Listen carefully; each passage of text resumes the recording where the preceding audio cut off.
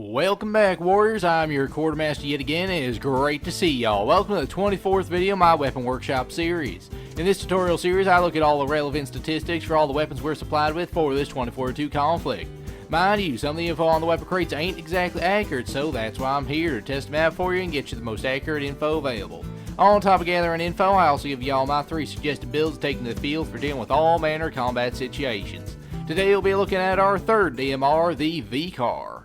The VCAR is based on the American CMR-30, manufactured by Kel-Tec, the king of truly ugly weapons. The CMR-30 uses 22 Magnum ammunition, but given that the higher power and stronger range the VCAR has, I'm speculating it instead uses 9mm ammo. The base ammunition for the VCAR is the close combat extended magazines, meaning these will be the basis for my comparisons. The VCAR has a base magazine of 30 close quarters rounds with one in the chamber. The VCAR is also semi-automatic, meaning that some of my rate of fire testing may have slight variation based on trigger pull. As such, the base magazines fire at roughly 386 rounds per minute, notably slower than the 450 listed on the crate. Sounds awfully familiar to the MP28, don't it? We also have a long barrel which boosts our bullet velocity and doesn't really seem to affect our rate of fire at all that much. My test came in at 385 rounds per minute. We also have a short barrel which very slightly boosts our rate of fire to 407 at the cost of bullet velocity. This weapon has decent ranges, although they are much shorter than other DMRs. From 0 to 29 meters we deal 35 damage per shot. Next, from 30 to 39 meters damage drops to 28. And lastly, from 40 meters and beyond damage drops to 22. Using this info, we end up with a TTK that lands between 311 and 622 milliseconds. If we add in a headshot, which has a 1.9 multiplier, we end up with a TTK between 155 and 466 milliseconds, a very fast close range kill. Aside from the close quarters rounds, we also have a standard issue magazine. This magazine holds 20 rounds with one in the chamber, has higher recoil, a faster reload speed, and a slightly slower rate of fire of 360. The upsides of this ammo is the increased bullet velocity and huge increase to our damage range. With these rounds, we deal 35 damage out to 29 meters again.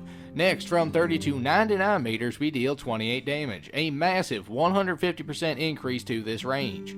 Only at 100 meters and beyond do we reach our minimum damage of 22.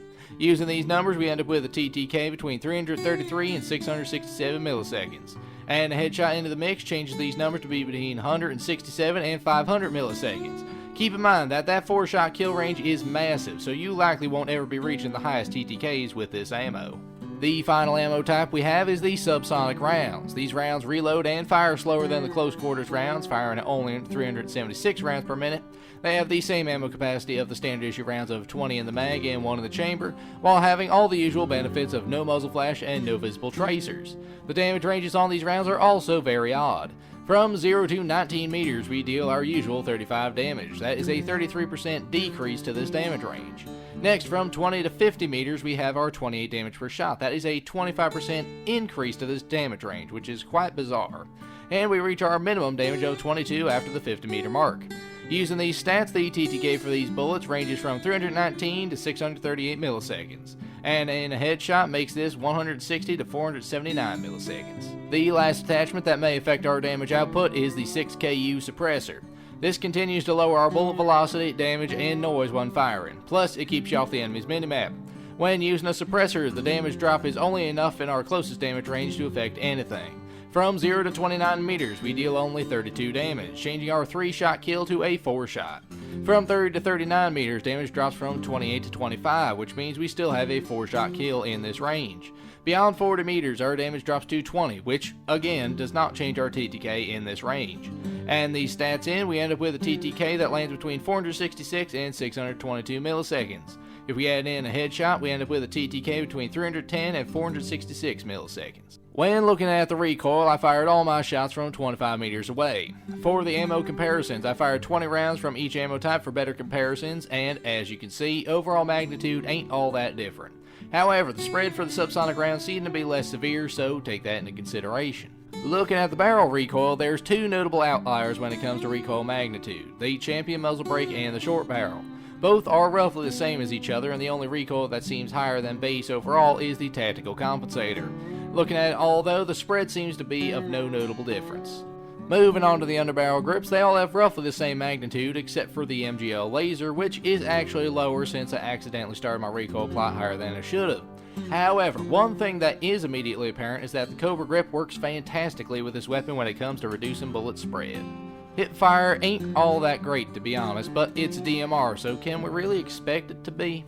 The Rattlesnake grip does a surprisingly good job of mitigating hip-fire recoil, and the MGL laser couldn't accurately be tested here since it does claim to only reduce hip-fire while moving, but the LS1 continues to be the best option for hip-fire spread mitigation. Looking at the recoil plots, the LS1 and MGL seem to be roughly the same, but the overall difference isn't anything staggering. My first combo focuses on getting up close to the enemy and facing them head on. We start out with the Fusion Hollow Optic for the premier in close range optics technology. Next, we utilize the base close combat extended magazines for the most bang for your buck in terms of ammo, rate of fire, and reload balance. The MGL laser is next to increase our mobile hip-fire accuracy while also cutting down on our vertical recoil. And we end with a short barrel for a slightly boosted rate of fire.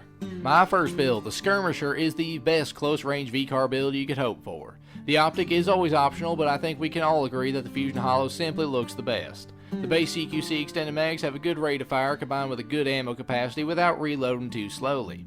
The MGL laser not only increases our hip fire when we need it, but it reduces our recoil as well. The short barrel helps to drive our TTK into the floor with the increased rate of fire. You'll be surprising enemies with how quickly you can fire this powerful semi-auto carbine. The second combo we have on offer today looks to treat this compact weapon as more of a traditional DMR. We start out with the Shan 2.5x optic for a good amount of visual zoom with great target clarity. We next use the standard issue magazines for the massive increase to our damage range at the cost of ammo capacity and a slightly lower rate of fire. The Cobra grip is next used for increased static accuracy at the cost of mobile accuracy, and we end with a tactical compensator to increase accuracy at the cost of recoil control. This build, Deadeye, utilizes the VCAR as more of a DMR than anything else. The Shan 2.5x optic is my preferred mid-range optic since the sight isn't cluttered and it's very easy to acquire targets with. The standard issue rounds may reduce our ammo capacity and rate of fire a little, but the massive range increase provided by these rounds makes it one of the most consistent VCAR builds out there. The Cobra grip lets you make the most out of your static shots, and you'll probably need to be taking static shots occasionally to really land those hits on distant enemies. Just be sure to watch out for sniper glints though. The tactical compensator may be a contentious choice, but if you look at the recoil plots again, while the recoil was higher overall, there was much less side-to-side deviation, so you'll need this increased accuracy at range. If you want the VCAR to compete with other DMRs at mid-range, then this is the build to do it with. My final combo is a full stealth build. We start out with the UH-1 Smart Optic for better range finding on the fly. The Subsonic rounds are next used for their usual stealth benefits at the cost of ammo capacity, rate of fire, and bullet velocity. We next use the LWG grip for increased mobile accuracy at the cost of static accuracy, and we end with the Wrap Suppressor for the perfect pairing with the Subsonic rounds while costing us bullet velocity. My final build, the Wraith, is perfect for DMR using stealth operative. The UH-1 optic will help you with finding ranges on the fly because you have to remember that the subsonic rounds have a slightly shorter 3-shot kill range. The Subsonics and Wrap Suppressor pair together to give you basically no signature while firing, but you'll need to keep in mind that you only have 20 rounds, so make the most of those shots. The LWG grip felt like the best option since you'll need to stay mobile to stay deadly with this build, since the bullet velocity will be much too slow to use this with anything further than medium ranges. If you hand this weapon to Blasco, she will be incredibly powerful on the battlefield. And there you have it folks, all the stats you need to know and the best builds to properly utilize your powerful, compact American VCAR. The Skirmisher will be what every aggressive recon could want. Great stopping power, fast rate of fire, plenty of ammo, and improved hip fire for maintaining momentum.